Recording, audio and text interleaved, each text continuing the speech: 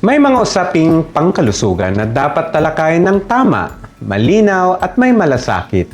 Nandito tayo para gawin yon. Pogscast, Let's Talk Pinay. Ito ang Pogscast, hatid sa inyo ng Philippine Obstetrical and Gynecological Society. Feminine wash araw-araw, wet wipes pagkatapos umihi, panty liner buong maghapon, at kung may discharge daw o amoy, baka kailangan daw mag-douche para luminis ang loob. Pero, kailangan ba talaga ang lahat ng ito? O posible bang dahil sa sobrang paglilinis, ay lalo nating naiirita at ginugulo ang natural na balanse ng maselang bahagi? Ngayong episode na ito, pag-uusapan natin ang tamang perineal hygiene, kung ano ang dapat gawin at ano ang dapat iwasan at kailan kailangang magpatingin. Welcome sa Pogscast, Let's Talk Pinay, ang podcast ng Philippine Obstetrical and Gynecological Society na nagbibigay ng tama, malinaw at mapagkakatiwalaang impormasyon tungkol sa kalusugan ng kababaihan. Ako po si Dr. Richard Ronald Cacho, ang inyong Pogscaster ngayong episode na ito. Ang topic natin ngayong ay bahagi ng araw-araw na buhay ng bawat babae. Pero marami pa rin ang nalilito. Mas malinis ba kapag mabango? At totoo bang kailangang linisin pati loob ng vagina? Para sagutin ang mga tanong na ito, kasama natin ang isang eksperto mula sa Philippine Infectious Diseases Society for Obstetrics and Gynecology, si Dr. Rog Sahagun. Magandang gabi, Dr. Rog. Magandang gabi rin po, Doc Catch. Napaka-interesting ng topic natin ngayong araw na to, no? Okay, so bakit nga ba natin kailangang pag-usapan ang paghuhugas ng baselang parte ng babae? Sa totoo lang, marami po tayong mga sabi-sabi, no? Yung mga myths ng mga matatanda, marami na rin pong mga lumalabas na mga products, no? Sa mga social media. And kadalasan po sa mga kababaihan, no? Sa kagustuhan natin na malinis at mabango, actually baka po mas nakakasama, no, ang mga ginagamit na mga hygiene products at mga pamamaraan tungkol sa paglilinis ng ating ng puwerta ng mga kababaihan. Kaya nga napaka-exciting ng topic na to. Kaya ngayong episode natin, pag-uusapan natin ang tungkol dyan, ang siyensya. May science pala yan, no? Sa likod ng paglilinis sa mga masaselang parte ng babae, no? Opo. No judgment tayo dito, puro science lang at facts natin ang pag-uusapan natin dito, no? Bago ang lahat, Doc Rog, no? Clarify muna natin ang anatomy. Yan, magre-review tayo ng anatomy, no? Marami kasing nalilito. Pareho ba ang vulva at vagina? Okay, so importante po na malaman natin in terms of anatomy, no, para alam natin mga kababaihan kung alin ba yung mga parts na kailangang linisin, no. So anatomy check. Meron po tayong tinatawag na panlabas na parte ng puwerta or ng vagina. External, yes. Yun po yung tinatawag natin sa English na vulva. So kasama po dito yung labia majora, yung pinaka-labi ng ating vagina. No, yung labia minora, yung manipis na parte na nasa loob po ng labi, clitoris, at saka yung opening po ng puwerta at yung mga balat, no, yung balat na surrounding ng area ng ating mga puwerta. At meron din po tayo yung panloob o yung vagina na tinatawag. Ito yung tube na nagko-connecta po ng vulva, no, sa loob, sa cervix at saka sa matres. So, yun po yung distinction ng anatomy. Vulva at vagina. Yes. So, yan. Diretsahin na kita. Ano ba dapat ang nililinis dyan? Pareho ba nililinis dapat natin actively? Yun pong panglabas lang ang kinakailangan po nating linisin. Dahil ang vagina po ay isang self-cleaning oven. Meron po siyang mekanismo ng paglilinis. At kung ito po ay ating pakikialaman, maari po tayong magkaroon ng mga imbalances sa mikrobyo, sa pH, na maaari pang mas maging prone po tayo sa infection pag pinakialaman natin yun.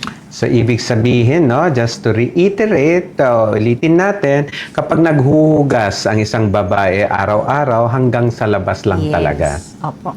Okay, pag-usapan naman natin ngayon yung douching, no? Douching o yung mga, nasabi mo kanina yung mga feminine wash, Apo. sabon, mga Yes. ganyan, sabon. Apo. Douching o dutsa. Dutsa. Dutsa. O kaya may tinatawag din silang pangbobomba ng vagina, ganyan. Okay? So, dyan tayo sa maling paglilinis papasok. No? Pag-usapan natin ang pinakakaraniwang mga maling paniniwala tungkol sa mga paglilinis nga. No? So, simulan natin sa pinakasikat na pagkakamali. No? Kailangan ba amoy mabango parati? Ang parte doon. Okay. Marami pong mga scents, no? Iba-iba. Actually, kung pupunta ka sa grocery, maraming mga scents na available. May mga additional. Yung amoy, no? Oo, iba-iba. So Perfume, actually, fragrance. hindi porke mabango, ibig sabihin healthy. Sa totoo, meron kanya-kanyang natural na amoy ang mga kababaihan, no? At hindi dahil tawag sa kanya flower, kailangan amoy flower Amoy siya. flower. Opo. So, yun po yun. So, ang normal at natural na amoy ay yung parang maasim-asim, no? Kasi acidic po ang pH ng vagina. So, minsan may halo siyang parang amoy pawis din dahil meron din pong mga sweat glands. So, natural na medyo maasim-asim ang amoy. Kasi minsan pag sa clinic ko, no, sasabihin ng pasyente pag bago sila magpatingin sa akin, Opo. ganyan, ay doc, hindi ako naglinis ngayon, ganyan. Punta muna akong CR, ganyan. Ano, okay lang yan. Sinasabi ko yan. So, Opo. yan. Ngayon, pag-usapan naman natin ng douching or dutsa, no? Yung mga gumagamit ng tubig, suka or vinegar, or may mga nabibiling kits, no? Douching Opo. kits after menses or after sexual contact. Ano masasabi mo sa Linawin lang pagdudutsa? natin yung douching, ano, kasi baka may mga hindi po nakakaintindi. Pag sinabi pong douching, yung meron pong pinapasok na liquid sa loob. Either meron po yung halong sabon, may halong suka, or basta fluid po na ipinapasok sa O loob. kaya prepared na, no? May Opo, nakita may ko mga kits po siya. sa isang nabibili sa online eh. So basically po, hindi po advisable ang douching. Kasi po, sabi ko nga kanina, yung vagina po natin ay self-cleaning. Hindi po natin kailangan magpasok ng tubig or magpasok ng sabon sa loob para malinis po yung vagina. So, ito po actually ay hindi po advisable dahil maaari po nating maitulak yung mikrobyo na nasa vagina paakyat doon sa matres at sa cervix at pwede po tayong magkaroon ng infection doon sa cervix at sa matres. Pwede pong umakyat yung infection. Guluhin ko lang yung sagot Opo. mo, no? Kasi minsan, bakit sila nandyan? May mga instances ba na kailangan talaga sila? Wala po kasi Wala talagang talaga. medical indication para Kahit may dyan. infection? Kapag po may infection, mas advisable pong magpatingin para Magpatingin na po lang. malaman talaga kung ano po yung kailangang ibigay or kailangan nating gamitin. Yung mga bagong opera lang sa loob ng vagina, yung let's say may nabiopsy sila doon, kailangan ba mag-douching? Hindi pa din po. Hindi pa rin. Hindi pa rin. Tayo hindi kita mapilit, no? Ngayon, Hindi pa din. pag-usapan naman natin napakaraming aparador ng female Apo. hygiene products, na yung mga panghugas, na may mga iba't iba, may scented, may unscented, may natural, may with lotion, ganyan, na pampaputi. nabebenta, may mga pampaputi pa nga ng singit, ganyan. May kasama pang pampaputi o kaya iba't ibang scent o kaya may sinasabi silang herbal, ganyan. Safe ba ito, Dr. Rog? Actually, hindi po. Most po ng mga products ay maaari pong mag-cause ng irritation. Ang skin po kasi doon sa area na yan, mas manipis siya, mas sensitive po yung skin sa area na yan kaysa sa ibang parts ng katawan. Maaari po itong magkaroon ng irritation. So, pwede po siyang mag-cause ng allergy. At the same time, yun pong mga ginagamit na mga products, maaari din po siyang magbago ng tinatawag na acidity sa vagina.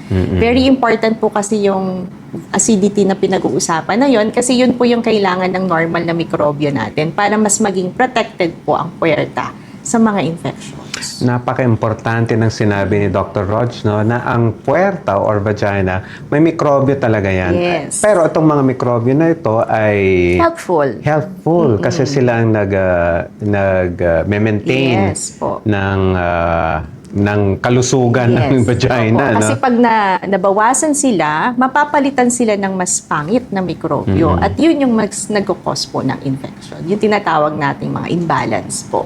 Parang sa sinasabi mo sa audience natin, wag na lang gumamit ng ng panghugas? Ng panghugas. Pwede Ganun naman ba yan? po. Ang feminine wash na usually po na nire-recommend ay yung mga unscented, hypoallergenic, at may tamang pH or may tamang acidity.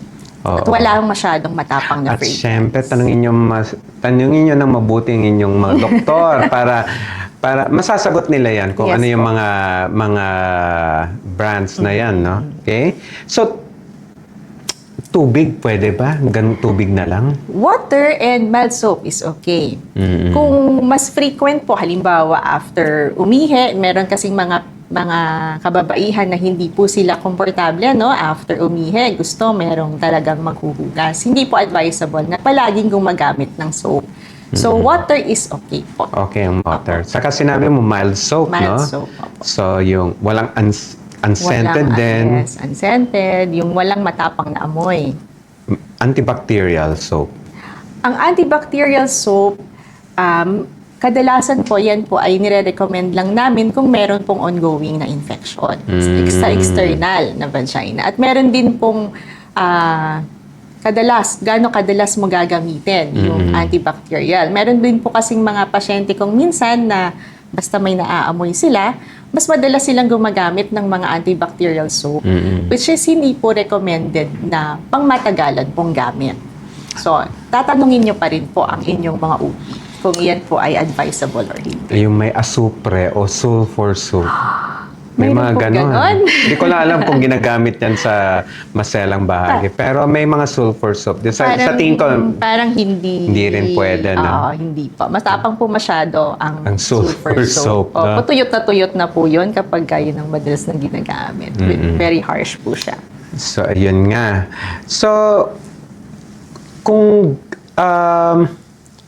gagamit ng feminine wash, yun nga, siguraduhin natin na unscented, yung hypoallergenic, at may tamang pH, no? Apo. May sabon talagang ganon. Meron naman po. Meron naman pong mga So, ganong soap. tingnan lang nila sa Yes, label, opo. no?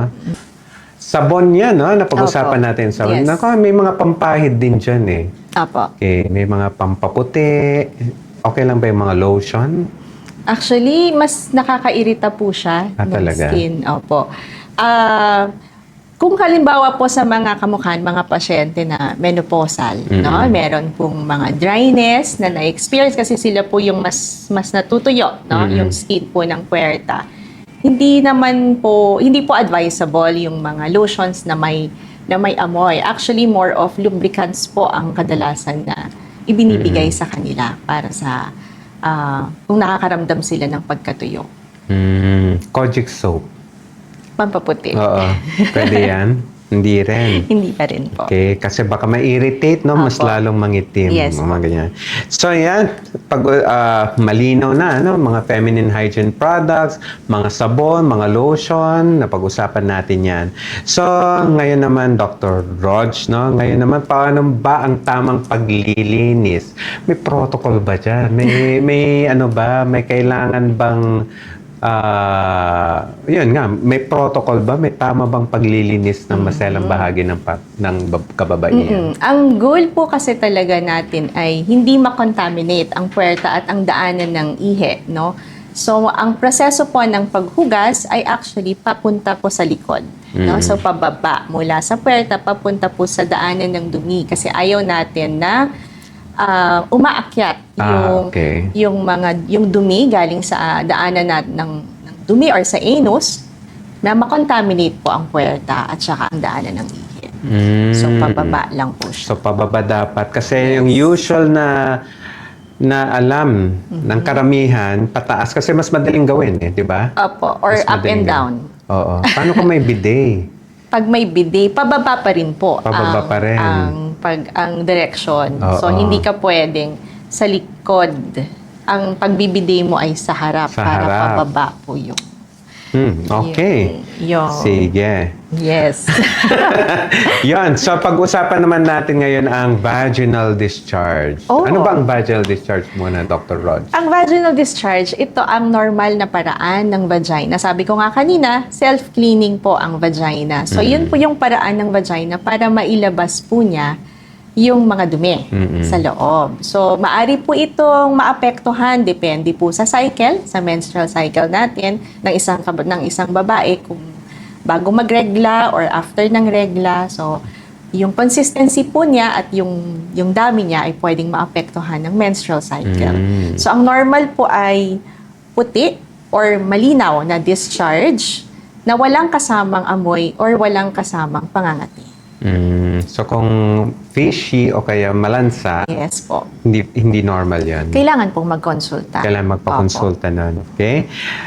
Ayun nga. Yun yung mga abnormal o senyales ng infection. Apo. Kagaya ng sinabi mo, no?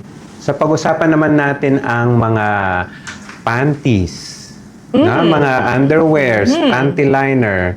Kasi minsan yung mga nagpapacheck din sa akin, pwede bang mag-panty liner during a procedure or after a procedure, ganyan.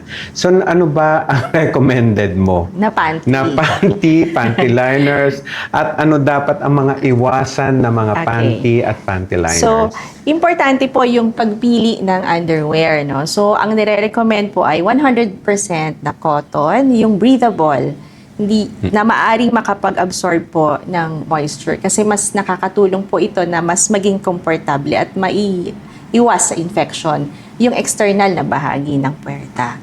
No? So, yun pong ang panty liner po kasi ay meron po siyang parang plastic sa ilalim, no?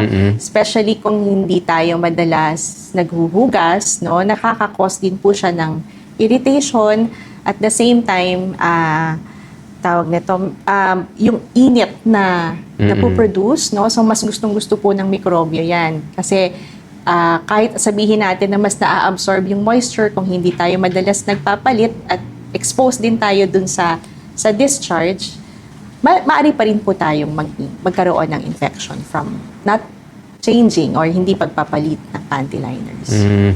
So, 100% cotton dapat. Yes. So, yung mga mamahaling silk. So, pinagbabawal mo ang gumamit ng silk o mga... Pwede naman po, pero not for a long time. Okay. Not for a long time. Pwede Kasi pa rin kung naman. prolonged po na silk talaga at nababasaan ng discharge, kailangan po na magpapalit ka pa din. Okay. So, yun nga, ang cotton kasi kilala natin na breathable siya. Breathable. May airflow po May kasi airflow dapat. kasi siya. Yun nga. Nasagot mo na rin yung mga panty liners. Kasi may mga kababaihan na gumagamit sila ng panty liner just to be comfortable, no? May mga excessive discharge din kasi sila or yan. Kaya pala yung mga iba, mas nagkakaroon ng yeast infection, Yes, no? O kaya amoy kahit gumagamit ng liner araw-araw. So, kung let's say, yung panty liner hindi mo naiiwasan na gamitin, 24 hours ba na dapat nakalagay yun? Napaka-uncomfortable naman po. Dapat po every 3 to 4 hours nagpapalit ng panty liner. So kung halimbawa nag-o-opisina, sa office yung isang babae, kailangan may baon ka na Panty panty liners. liner. Hindi pwedeng ang isang panty liner ay maghapon mo na siyang suot. So every 3 to 4 hours, kailangan magpalit ng panty liners. At mas preferred natin, of course, yung unscented. Oo. Po. So, napag-usapan na natin ang feminine wash, sabon, panty liners, pagpapanty or underwear. Ngayon, pag-usapan naman natin yung pubic hair, no? Pubic hair. Dito naman tayo sa mabalahibong usapan, Doc Rods, no?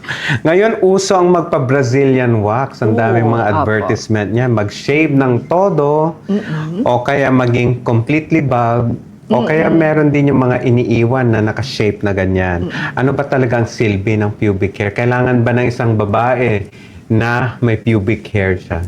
Actually po, ang pubic hair ay may important na function. Ito po ay nagsisilbing physical barrier na panangga ng vulva from infection or ng external na genitalia from infection at mga mikrobyo na rin. So it's a form of protection against infection at hindi po ito advisable na talagang tanggalin all throughout. Pero natural na syempre may mga kababaihan tayo na gustong malinis ang pakiramdam doon.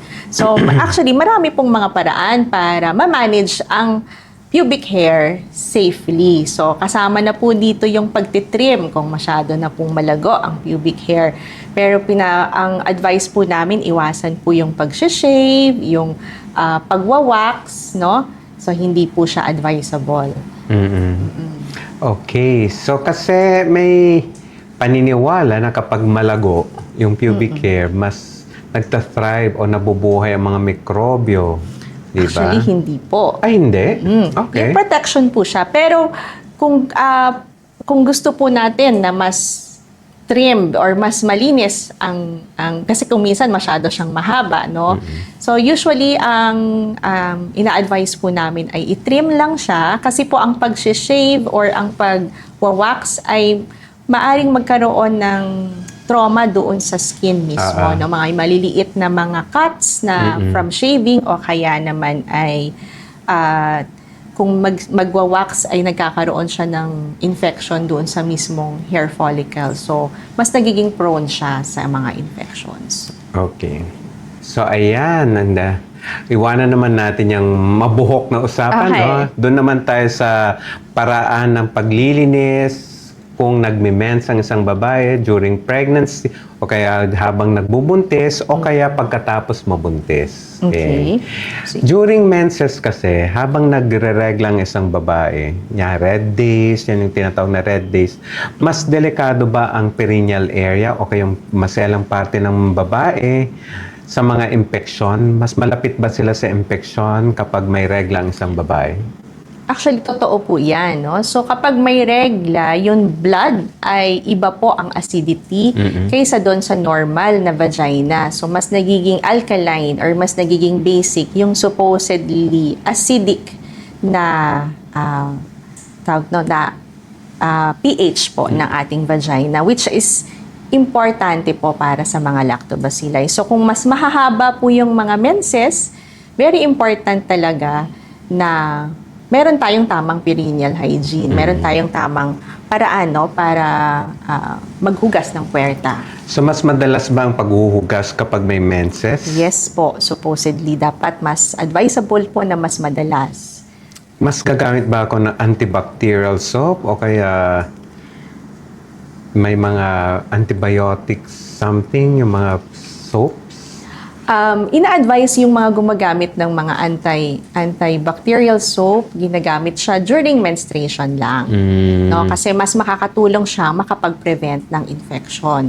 Pero kapag wala ng menses, babalik ka na doon sa usual po na ginagamit. Kaya pala mas madalas may amoy o mas may nagkakarashes ang isang babae tuwing may menstruation, no? So ano ba ang mga dapat gawin pag may menses? I-summarize natin. Kapareho po ng pagpapalit, no, ng panty liner. So sa mga menstrual products, marami pong available. May ibang gumagamit po ng mga pads, merong gumagamit ng tampons, merong gumagamit ng uso ngayon yung menstrual cup na ginagamit, no.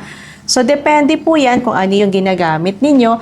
Kung pads 'yan, tampon or menstrual cup, wag nating iintayin na talagang punong-puno siya bago tayo magpalit. So kung yung pad basa na, kailangan na po siyang palitan kasi nagiging breeding ground po siya for infections. No? So, important na maghugas po, no? Water and soap, no? Umaga at saka gabi. Iwasan yung mga may scent na menstrual products or menstrual pads na may amoy. Kung gumagamit po ng mga tampons or gumagamit po ng menstrual cup, meron po silang mga manufacturer's advice in terms of menstrual cup. Meron silang paano ito isi-sterilize or lilinisin. Kasi ito yung mga reusable na mga menstrual products. Okay. Yung mga bagong panganak naman, yung mga may tahi o kaya yung mga walang tahi. Ano yung mga dapat malaman o kaya ano may steps ba dyan para gawin yung hygiene? So yung sa mga bagong panganak, meron po tayong tinatawag na lokya, no? Ito po yung discharge na nanggagaling sa puwerta ng mga babae na bagong panganak na maaring tumagal mula 4 hanggang 6 na linggo.